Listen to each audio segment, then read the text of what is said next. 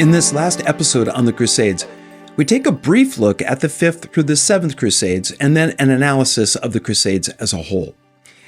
The date set for the start of the Fifth Crusade was June 1st of 1217. It was Pope Innocent III's long dream to reconquer Jerusalem. He died before the crusade set off, but his successor, Honorius III, was just as ardent a supporter.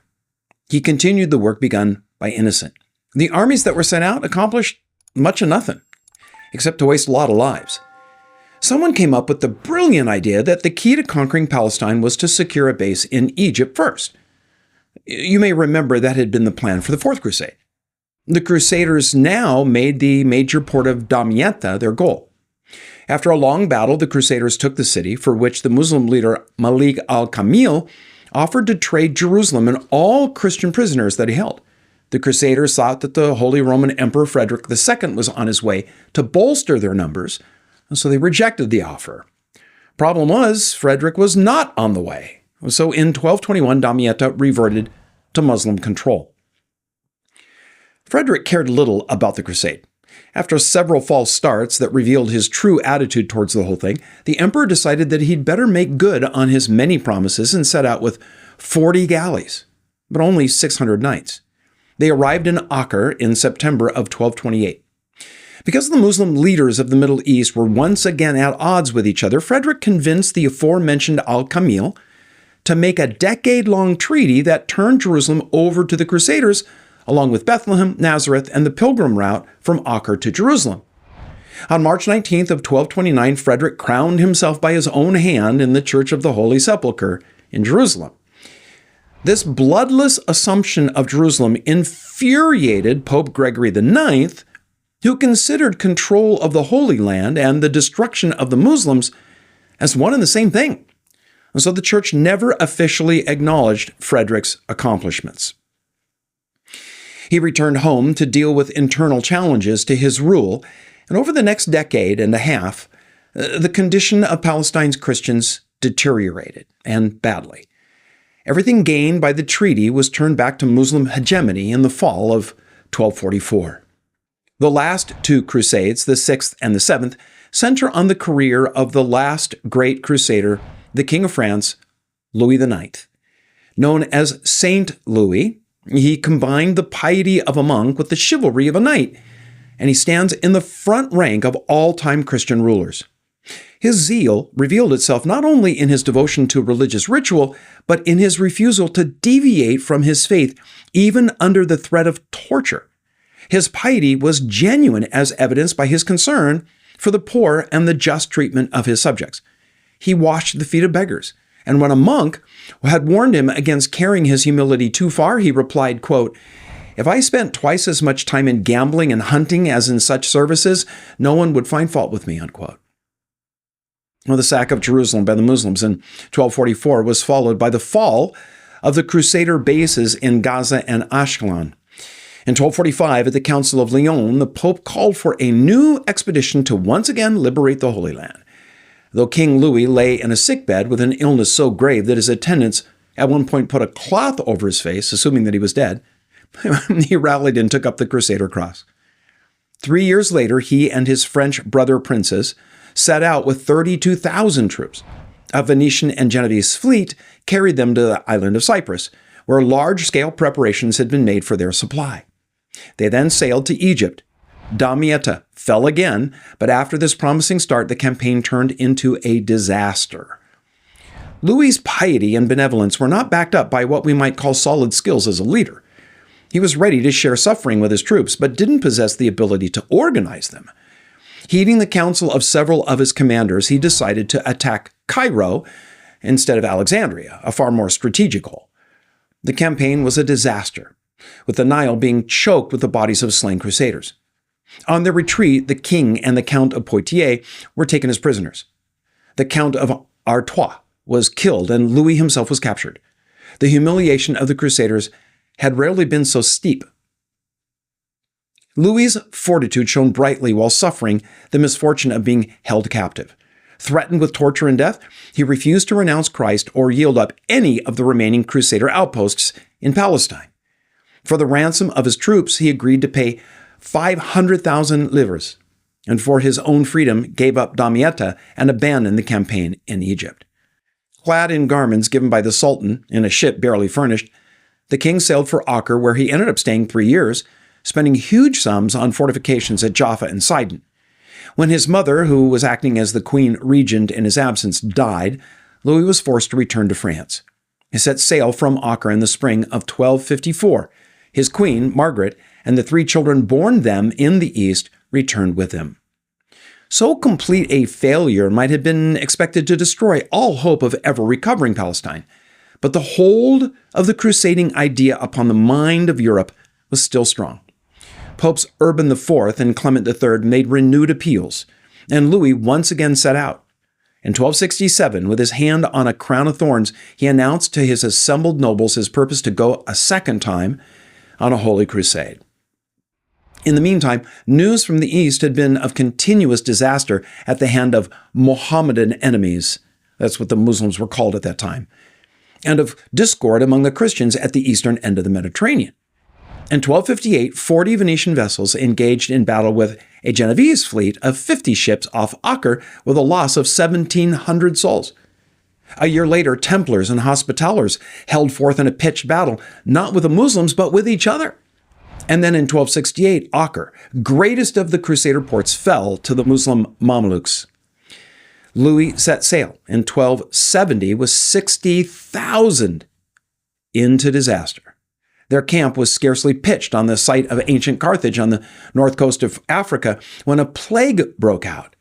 Among the victims was the king's son, John Tristan, born at Damietta, and King Louis himself died. His body was returned to France and the French army disbanded. By 1291, what remained of the Crusader presence in the Holy Land was finally uprooted by Muslim control. Those more familiar with the history of the Crusades may wonder why I've neglected to mention the disastrous Children's Crusade of 1212. That was inserted between the Fourth and the Fifth Crusades. And the reason that I've decided to mostly skip it is because historians have come to doubt the veracity of reports about it. It seems now more apocryphal than real, conflated from several disparate reports of groups that wandered around southern Europe looking to hop onto a campaign to recapture Jerusalem. The story goes that a French or German child of 10 years had a vision in which he was told to go to the Middle East and convert the Muslims by peaceful means. As he shared this vision and began his trek to Marseille, other children joined in his cause, along with some adults of dubious reputation. As their ranks swelled, they arrived at the French coast, expecting the seas to part so that they could make their way over to the Middle East on dry land. Never mind that it was a trip of hundreds of miles. Unsurprisingly, the waters failed to part, and the children, most of them anyway, ended up dispersing. Those who didn't were rounded up by slavers who promised to transport them to the Holy Land free of charge. But of course, once they were aboard ship, they were captives and were hauled to foreign ports all over the Mediterranean where they were sold. Turns out, human trafficking has a long history. While the Children's Crusade has been considered a real event for many years, it's recently come under scrutiny and doubt as records of the time were examined more closely. It seems it's more a product of cutting and pasting various stories that took place right around that time.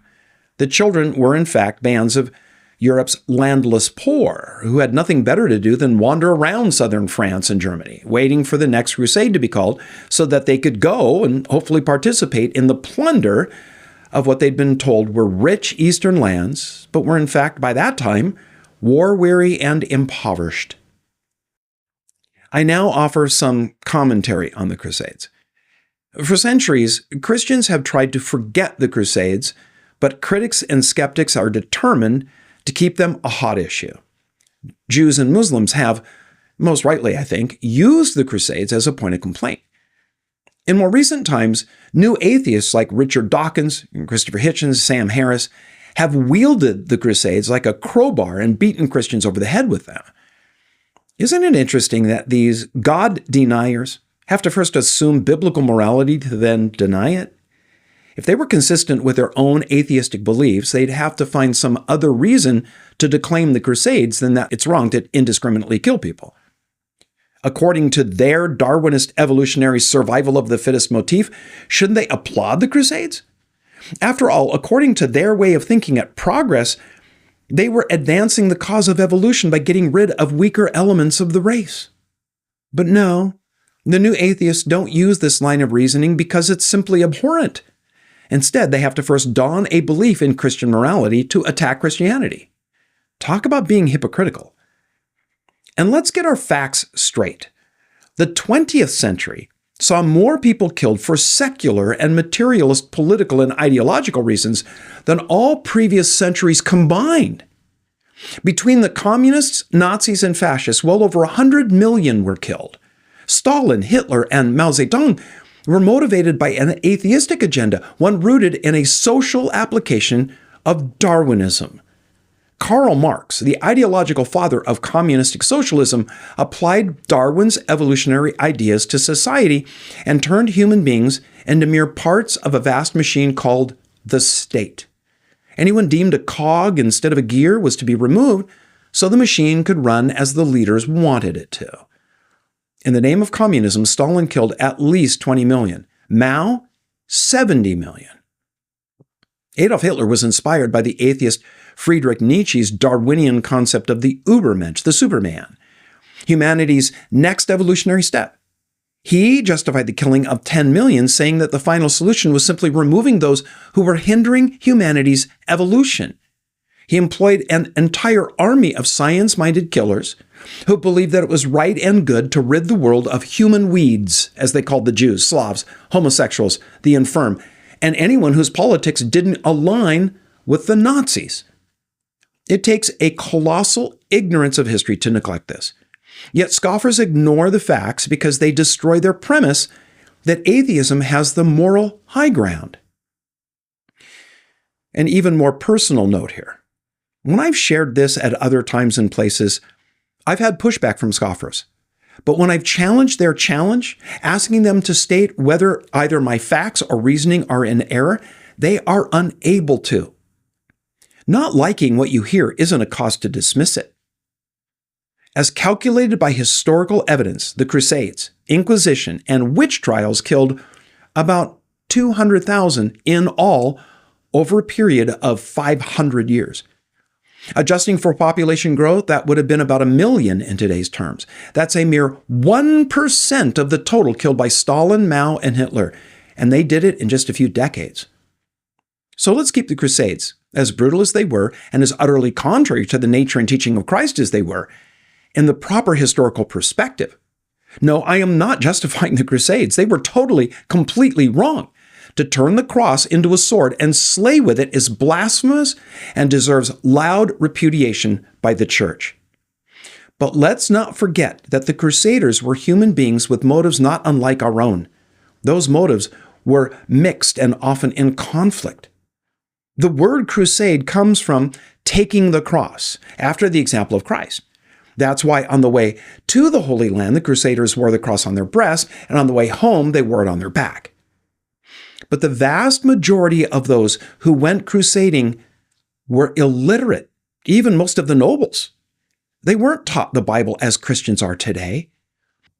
People throughout Europe thought that salvation rested in the church and was doled out by priests at the direction and discretion of the Pope. So, if the Pope said that crusaders were doing God's work, they were believed. When priests broadcast that dying in the holy cause of a crusade meant that they would bypass purgatory and gain immediate access to heaven, thousands grabbed the nearest weapon and set off. For Urban and the popes who followed him, the Crusades were a new type of war, a holy war.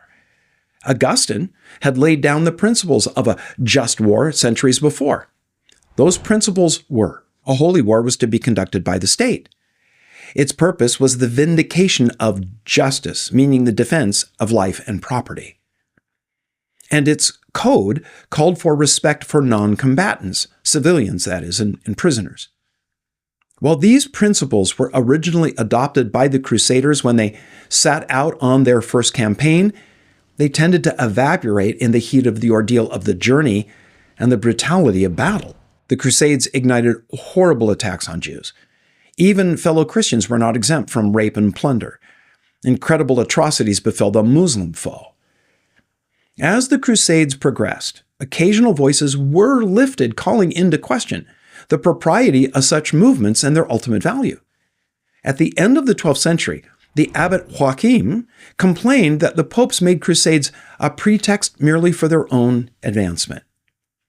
Humbert de Romanis, the general of the Dominicans, in making out a list of matters to be handled at the Council of Lyon in 1274, was obliged to refute no less than 7 well-known objections to the Crusades.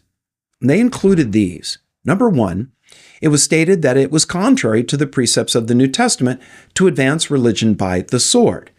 Number 2, it was said that Christians may defend themselves but have no right to invade the lands of another. Number 3, it's wrong to shed the blood of unbelievers.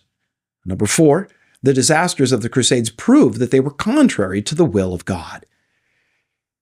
Christians in Europe during the 14th and 15th centuries were to face far more pressing problems than a conquest of the Holy Land. So while there was still an occasional call for a crusade, it fell on deaf ears. Erasmus, writing at the close of the Middle Ages, made an appeal for the preaching of the gospel as a way to deal with the Muslims. He said that the proper way to defeat the Turks was by conversion, not annihilation. Writing, he said, quote, "Truly, it is not meet to declare ourselves Christian men by killing very many, but by saving very many. Not if we send thousands of heathen people to hell, but if we make many infidels Christian. Not if we cruelly curse and excommunicate, but if we, with devout prayers and with our hearts, desire their health and pray unto God to send them better minds," unquote. The long-range results of 2 centuries of crusading were not impressive. If the main purpose of the Crusaders was to win the Holy Land, to check the advance of Islam and heal the schism between the Eastern and Western churches, well, they failed spectacularly. For a time, the 4 Crusader kingdoms held a beachhead on the Mediterranean coast of the Holy Land. In them, 3 semi-monastic military orders formed. The Templars, whose first headquarters were on the site of the Old Temple of Jerusalem, the Hospitallers, also known as the Knights of St. John of Jerusalem, originally founded to care for the sick and the wounded, and the Germanic Teutonic Knights. These orders combined monasticism and militarism and had as their aims the protection of pilgrims, also perpetual war against Muslims. They fielded 500 armed knights. Their great castles guarded the roads and passes against attack. And for 2 centuries, the Templars in their white robes decorated with a red cross, the Hospitallers in black robes emblazoned with the white Maltese cross, and the Teutonic Knights in white robes with black crosses, well, they were common sights in Crusader states across Europe. While the Crusades seem to us today a terrible betrayal of biblical Christianity, we must bring the historian's mindset to them and consider them against the times in which they occurred. This doesn't excuse them, but it does make them a bit more understandable. European society of the Middle Ages was irredeemably warlike. In feudal Europe, the whole economic and social system depended on the maintenance of a military, that is, knights, permanent professional soldiers. By necessity, due to the cost involved, noblemen whose only profession was fighting. The city-states of Italy were frequently at war with each other. In Spain, a line drawn across the map for centuries by the presence of the Muslim Moors. So even if Christians had wanted to create a peaceful society, it would have been socially and practically difficult to do so. One way of dealing with this was to idealize warfare. That is, casting war as a contest between good and evil. In the development of the idea of the Christian knight, there was an attempt to give the spiritual battle a corresponding literal application. The knight was a soldier of Christ, a warrior for good. At a time when priests and monks were deemed the only ones able to make contact with God, the Crusades were a way for lay people to enter the spiritual realm and rack up some serious points with God. Priests fought the good fight by prayer. Now laymen could fight as well, with a sword or a mace, or if that's all they could afford, a pitchfork, until they got to the real battlefield where they could find a more suitable weapon. So it was important for medieval Christians to convince themselves the war they were fighting was justified. A sophisticated system of identifying a just war developed. Augustine had said a good deal about this, explaining that someone whose property or land was stolen is entitled to get it back, but that this was different from warfare designed to enlarge one's territory. The underlying principle was that reasonable force could be used to maintain order. The late 11th century saw the arrival of a new thought, not Augustine's just war, but the concept of a holy war, one God called his people to fight to restore Christian control of the Holy Land. This was war which could not only be regarded as justified and the sins committed in the course of it forgiven, but meritorious. God would reward those who fought it. Humbert of Romanis, in his book The Acts of God Through the Franks, explained how to identify a holy war. It wasn't motivated by the desire for fame, money, or conquest. Its motive was the safeguarding of liberty, the defense of the state, and the protection of the church. He considered this kind of warfare a valid alternative to being a monk. This idea so engaged the medieval mind that as the 12th century wound on, it had to be discouraged as it seemed everyone began seeing knighthood in combat as spiritual warfare. And bullies have always been able to villainize those they want to victimize. They justify their brutality by calling it a divine mission. Priests and theologians emphasized not all fighting came under the same umbrella. Crusading, though, well, that was special. Of course, one of the major tenets of Muslim theology is jihad, holy war, to spread the faith. And despite loud protests by some today, the fact remains that the Islam that Muhammad taught, which of course is the true Islam, endorses jihad.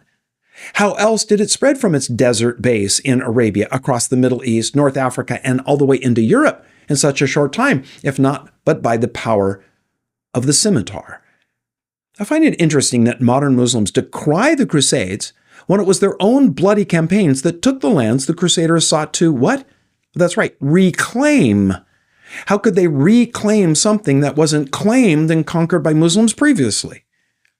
I say it again, this in no way justifies the Crusades. They're an indefensible period of church history that stands as a dark stain. But let's be clear, if they're a stain on church history, the conquests by the Muslims that predate the Crusades are just as dark.